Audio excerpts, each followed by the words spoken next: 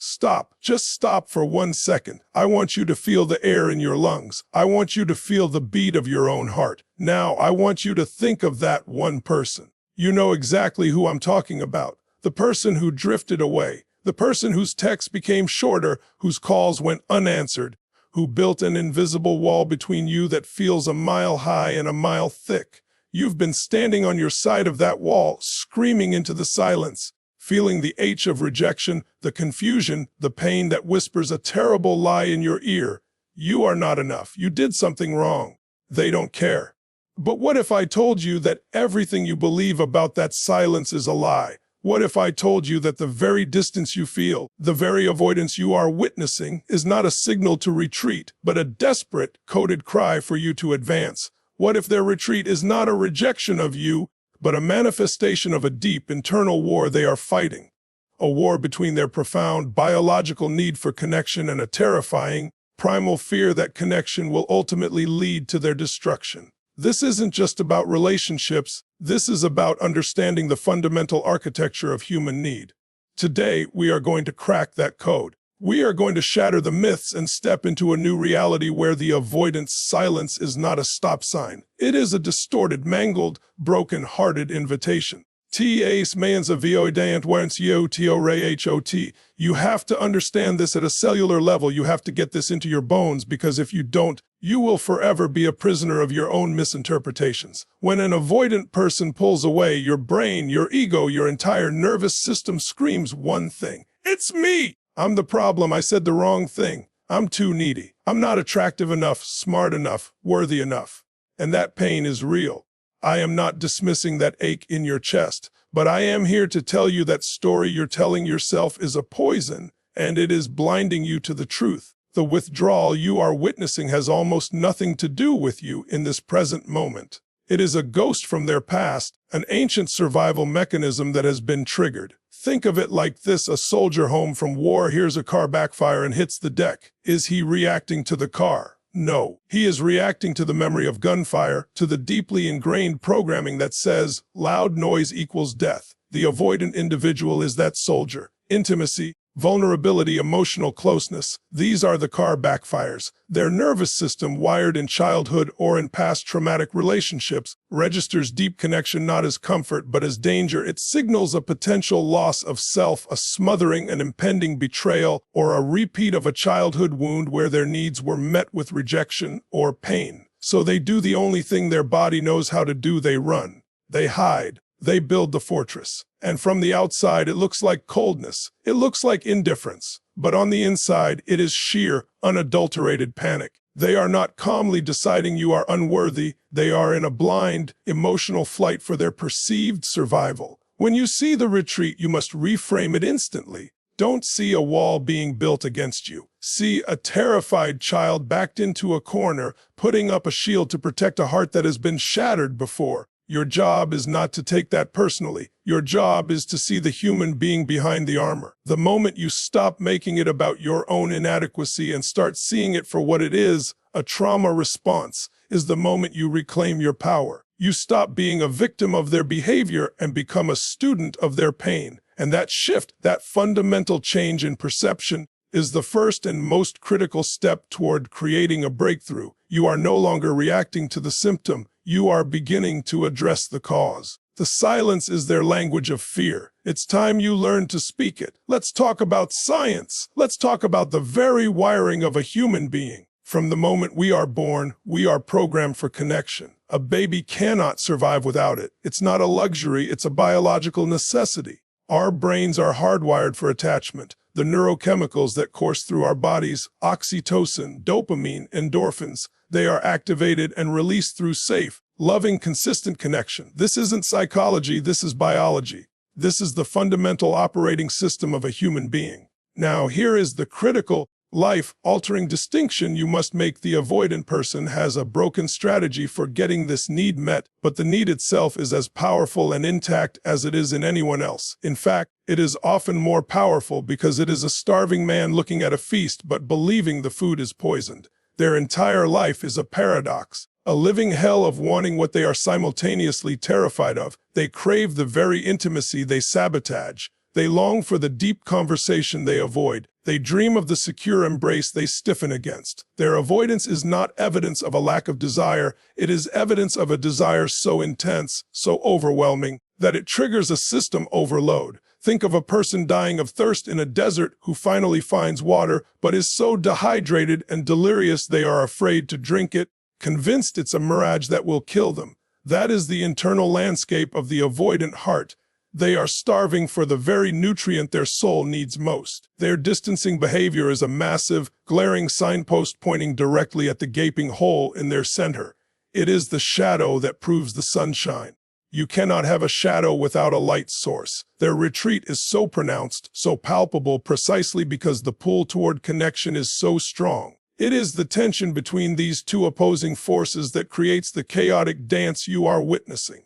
When you understand this, your entire approach changes. You stop seeing someone who doesn't want you, and you start seeing someone who wants you so much it terrifies them. Your mission, should you choose to accept it, is not to force the connection, but to prove through unwavering, consistent, and safe presence that the connection is not poison.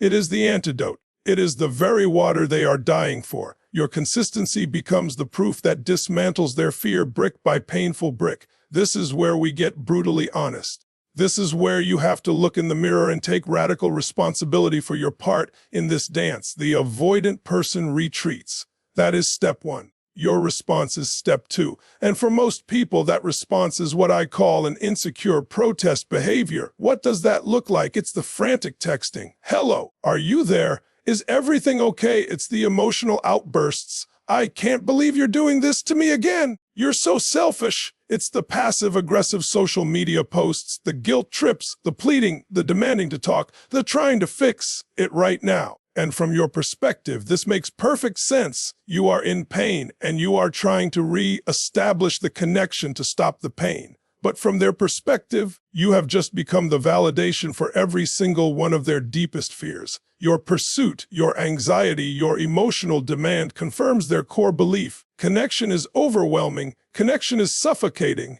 Connection means I will lose myself. This person is going to consume me.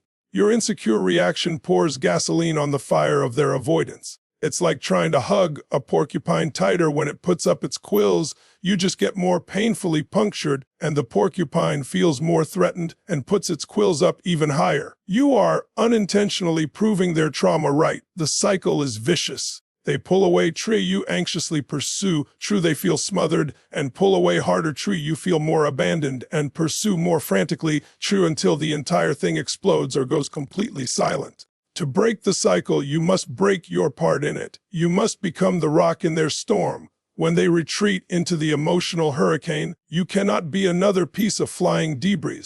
You must be the calm, stable, grounded center. This does not mean being a doormat. It means managing your own anxiety.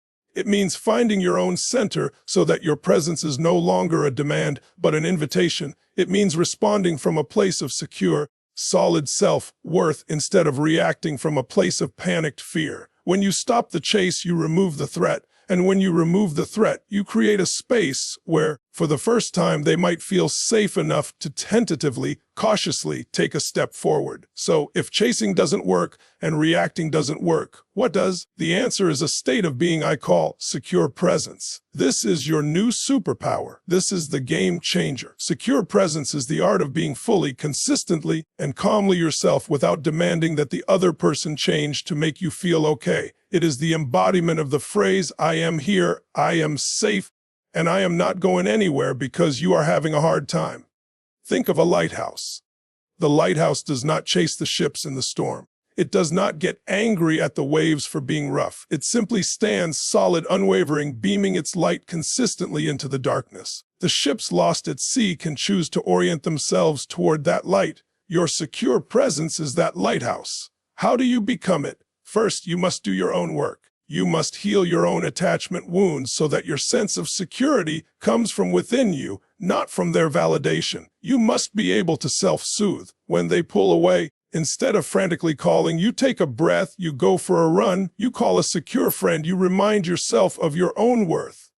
Your actions then come from choice, not desperation. Your communication becomes clear, kind, and boundaried. Instead of, "Why aren't you talking to me? You're hurting me," you might say, "I notice you've been quiet. I'm here when you're ready to connect." No pressure. This single shift is monumental. You are acknowledging their space without punishing them for it. You are stating your availability without making it a demand. You are proving that you can handle their big feelings without falling apart yourself. This makes you safe. And for an avoidant person, safety is the currency of connection. Your consistent, non-anxious presence becomes a new experience for their nervous system. It slowly teaches them that connection can exist without engulfment. That closeness does not mean control. You become the anchor in their chaotic emotional sea, and eventually, even the most storm-tossed ship will start to trust the anchor. Reaching out does not mean sending a 5-paragraph essay about your feelings. It does not mean ambushing them for the talk. That is the old way, the way of the chase, and it will backfire every single time.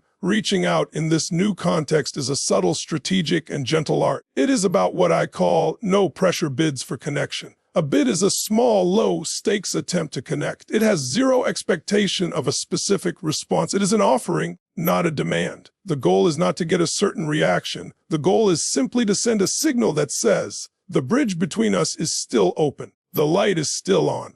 What does this look like in practice? It's sending a funny meme they'll like with no follow-up question. It's a brief text that says, "Saw this and thought of you. Hope you're having a good week." It's a voice note sharing a cool song you heard. The key is that it is light, it is easy, and it requires nothing from them. There is no hidden hook. There is no, "I did this for you. Now you owe me a response." You are essentially tossing a pebble at their fortress wall, not to break it down, but just to remind them that there's a friendly world outside. If they don't respond, you do not react. You do not follow up. You simply go on with your life, continuing to beam your secure presence. You might try another no-pressure bid in a few days or a week. This process does two things. First, it keeps a line of communication open without triggering their defenses. Second, and more importantly, it rebuilds trust on a microscopic level. Each time you make a no-pressure bid and respect their space, regardless of their response, you are proving your words with your actions. You are demonstrating that you mean it when you say no pressure.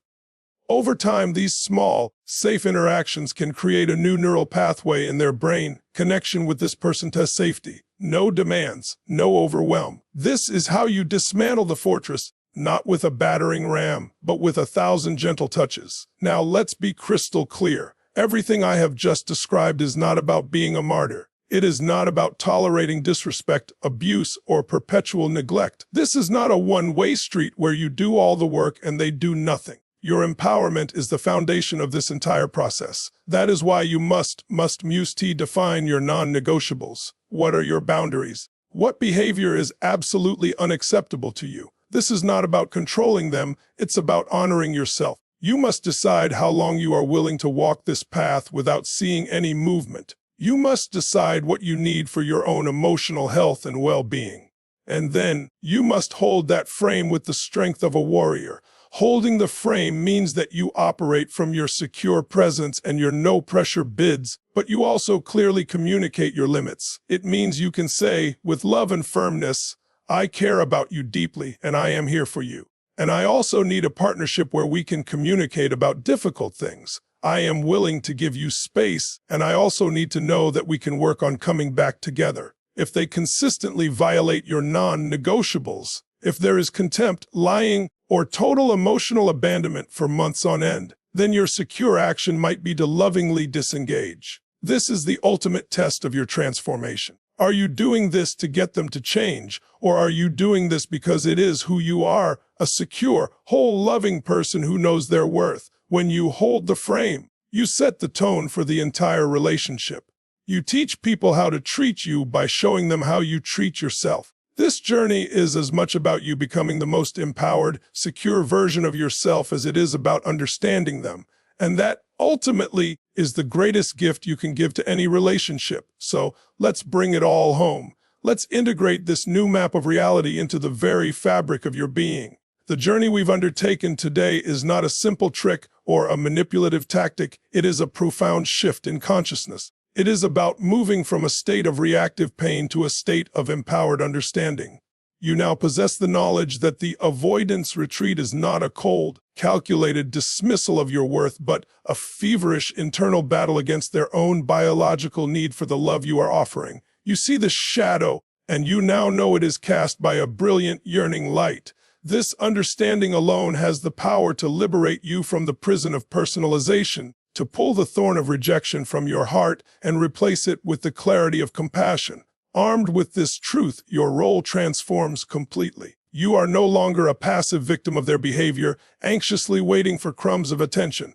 You become the architect of a new dynamic.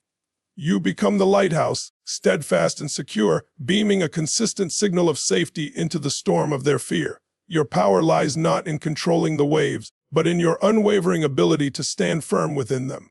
By mastering your own nervous system, by ceasing the frantic chase that only confirms their deepest terrors, you create a vacuum, a space of calm so unfamiliar and so inviting that it beckons them forward. Your outreach becomes an art form, a series of gentle, no-pressure bids that whisper of connection without screaming of demand. You learn to toss pebbles not to break down walls, but to remind the soul inside that the world beyond is not a battlefield, but a garden waiting to be explored together. Each respectful interaction, each honored space, becomes a brick in a new bridge of trust, built slowly and steadily over the chasm of their past wounds. Yet, this path demands the highest level of self-respect. This is not a journey of self-abandonment, but one of ultimate self-affirmation. You must walk this path with your non-negotiables held high, a clear compass guiding you. You are demonstrating the ultimate expression of love, the love for another that is perfectly balanced with a fierce and unwavering love for yourself.